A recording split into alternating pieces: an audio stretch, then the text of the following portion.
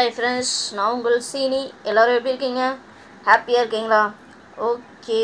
இயேசு கிறிஸ்துவின் இனிய நாமத்தில் உங்களுக்கு என்னுடைய அன்பின் வாழ்த்துதலை தெரிவித்துக் கொண்டு இன்றைய வேத வசனத்துக்கு கடந்து செல்வதற்கு முன் நம்ம சேனலை சப்ஸ்கிரைப் பண்ணணும்னா பண்ணிக்கோங்க. ஸோ வாங்க தியானத்துக்கு இன்றைய வேத வசனம் என்னவென்று பார்ப்போம். ஸோ 1 கொரிந்தியர் 13வது அதிகாரம் 5வது வசனத்தில் நம்ம அன்பை பற்றி தியானம் செய்து கொண்டிருக்கிறோம்.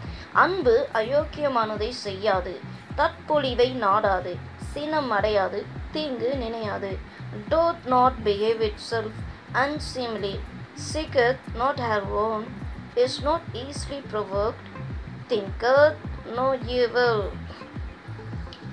ஸோ அன்பு, இன்னைக்கு எல்லாரும் அன்பை பற்றி என்னுடைய அன்பு தான் உண்மையான அன்பு, ஒளிவு மறைவு இல்லாத அன்பு, அப்படி இப்படி டைலாக் விடுற ஒவ்வொருத்தரும் சிந்திக்க வேண்டிய ஒன்று. அன்பு இந்த உலகத்தில் மிக முக்கியமான ஒரு சாப்டர், ஒரு முக்கியமான ஒரு பங்கு வகிக்கிறது.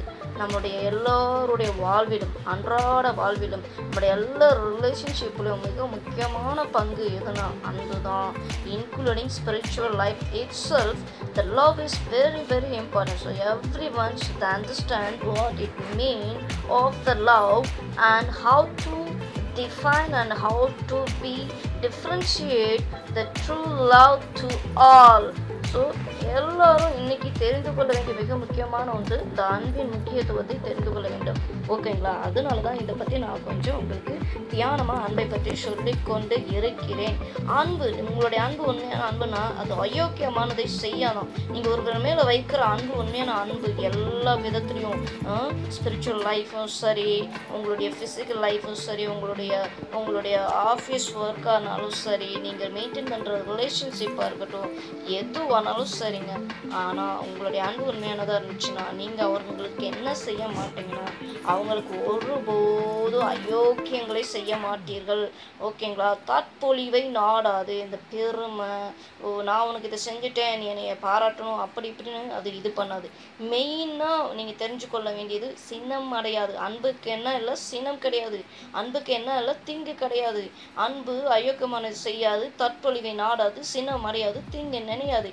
அப்படின்னா இந்த உலகத்தில் நாம் ஒவ்வொருத்தரும் நம்மளுடைய அன்பு எப்படிப்பட்ட அன்புன்னு நீங்கள் இதன் மூலமாக நீங்கள் என்ன பண்ணணும், தியானம் பண்ணணும். இன்றைக்கி எல்லோரும் சொல்லிக்கிறாங்களே, கோபம் அதிகமாக இருந்துச்சுன்னா அந்த இடத்துல அன்பு அதிகமாக இருக்கிறதான் கோபமாக அவங்க காட்டுறாங்கன்றது. நான் நிச்சயமாக அடித்து சொல்வேன், அந்த பழமொழி மிகவும் தவறான ஒன்று.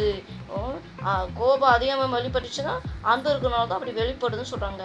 ஆனால் உண்மையான அன்புக்கு என்ன கிடையாதுன்னா சினம் இல்லை. சினம் என்றதுக்கு அர்த்தம் என்ன, கோபமே இருக்காது. ஒருத்தவங்க மேலே உண்மையான அன்பு வச்சோம்னா அவங்களுக்கு ஒரு நாள் நம்ம தீங்கு செய்ய நினைக்க மாட்டோம். எதிரி மட்டும்தான் என்ன பண்ணுவான், நமக்கு விரோதமாக நம்மளை எப்படியாவது எதிராவது பிரச்சனை மாட்ட வைக்கணும் அப்படின்னு அவன் தான் என்ன பண்ணுவான், சுற்றிக்கிட்டே இருப்பான்.